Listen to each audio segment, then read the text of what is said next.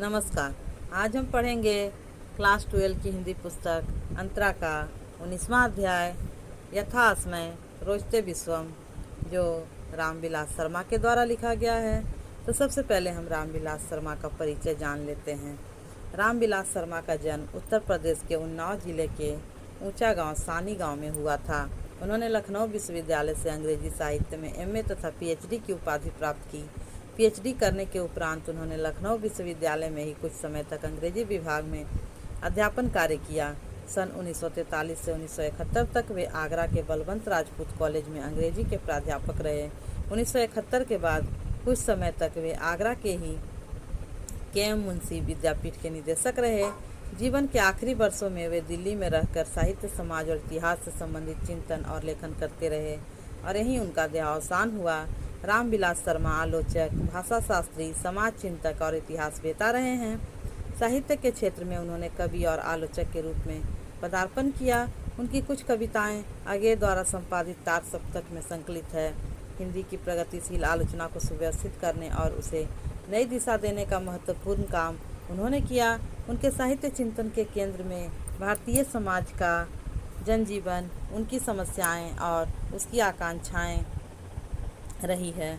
उन्होंने वाल्मीकि, कालिदास और भवभूति के काव्य का नया मूल्यांकन और तुलसी के महत्व का विवेचन भी किया है।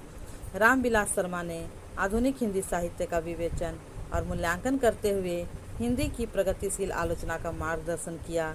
अपने जीवन के आखिरी दिनों में वे भारतीय समाज, संस्कृति और इतिहास की समस्याओं पर गंभीर चिंतन और लेखन करते हुए वर्तमान भारतीय समाज की समस्याओं को समझने के लिए अतीत की विवेक यात्रा करते रहे।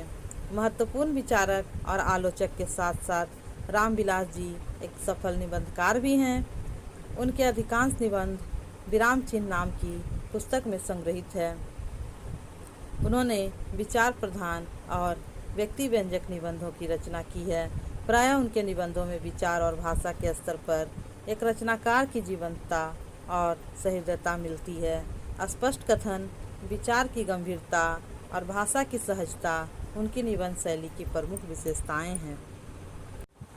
रामविलास शर्मा को अनेक पुरस्कारों से सम्मानित किया गया। निराला की साहित्य साधना पुस्तक पर उन्हें साहित्य अकादमी पुरस्कार प्राप्त हुआ।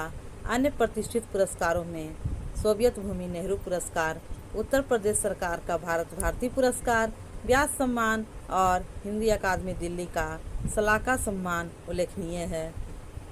पुरस्कारों के प्रसंग में शर्मा जी के आचरण की एक बात महत्वपूर्ण है कि वे पुरस्कारों के माध्यम से प्राप्त होने वाले सम्मान को तो स्वीकार करते थे, लेकिन पुरस्कार की राशि को लोकहित में व्यय करने के लिए लौटा देते थे।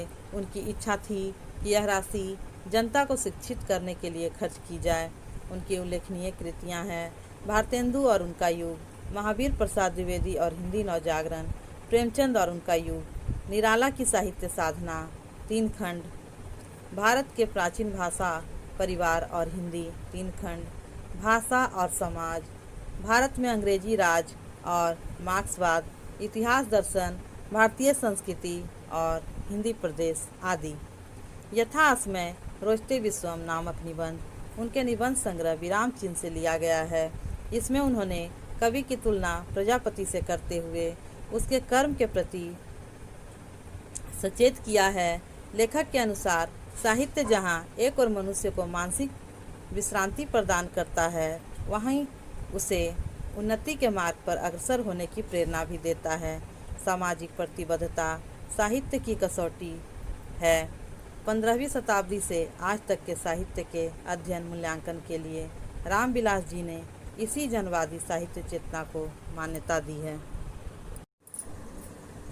यथास्मय रोचते विश्वम, प्रजापति से कवि की तुलना करते हुए किसी ने बहुत ठीक लिखा था। यथास्मय रोचते विश्वम तथेदम परिवर्ते, कवि को जैसे रुचता है वैसे ही संसार को बदल देता है। यदि साहित्य समाज का दर्पण होता तो संसार को बदलने की बात न उठती। कवि का काम यथार्थ जीवन को प्रतिबिंबित करना ही होता तो प्रजापति का दर्जा न पाता। वास्तव में प्रजापति ने जो समाज बनाया है उससे असंतुष्ट होकर नया समाज बनाना कविता का जन्मसिद्ध अधिकार है। यूनानी विद्वानों के बारे में कहा जाता है कि वे कला को जीवन की नकल समझते थे और अफलातून ने असार संसार को असल की नकल बतलाकर कला को नकल की नकल कहा था। लेकिन अरस्तु ने ट्रेजेडी के लिए जब कहा था कि उसमें मनुष्य जैसे हैं उससे बढ़कर दिखाए जाते हैं, तब नकल नवीस कला का खंडन हो गया था। और जब वाल्मीकि ने अपने चरित्र नायक के गुण गिनाकर नारद से पूछा कि ऐसा मनुष्य कौन है, तब नारद ने पहले यही कहा, बहवो दुर्लभ वाश्चैव ये त्वया कीर्तिता गुना। दुर्लभ गुणों को एक ही पात्र में दिखाकर आदि कवि ने समाज को दर्पण में प्रतिबिंबित न किया था, वरन प्रजापति की तरह नई सृष्टि की थी। कवि की यह सृष्टि निराधार नहीं होती। हम उसमें अपनी ज्यों की त्यों आकृति भले ही न देखें, पर ऐसी आकृति जरूर देखते हैं जैसी हमें प्रिय है, जैसी आकृति हम बनाना चाहते हैं।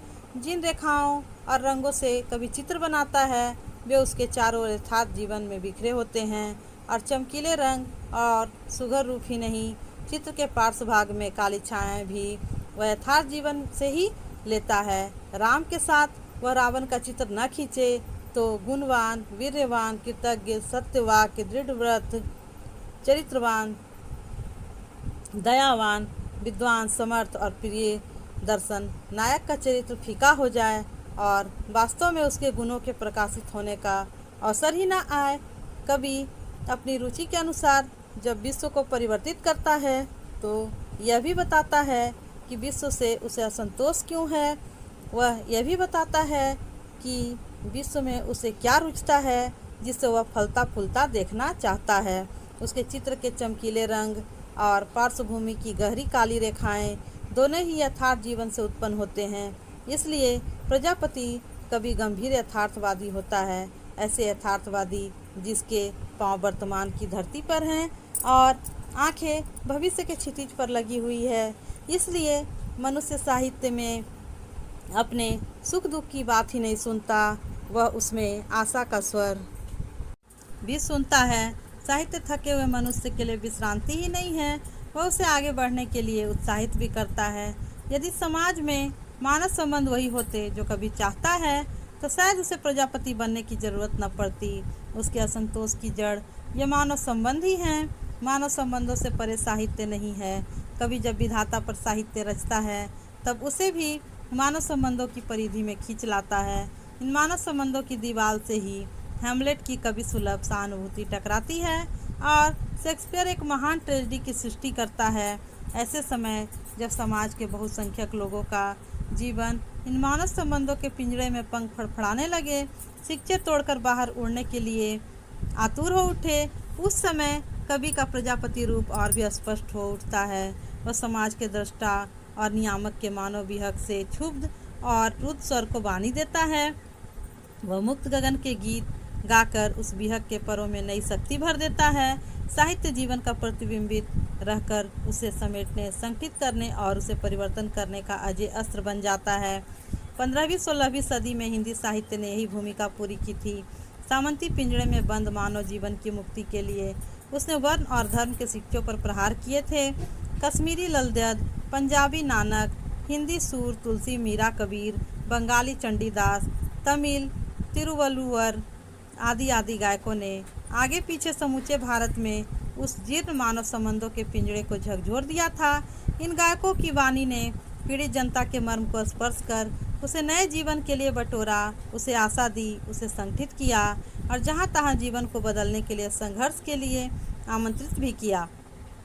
17वीं और 20वीं सदी में बंगाली रविंद्रनाथ, हिंदी भारतेंदु, तेलुगु वीरेशलिंगम, तमिल भारती, मलयाली वलतोल आदि ने अंग्रेजी राज और सामंती अवशेषों के पिंजड़े पर फिर प्रहार किया।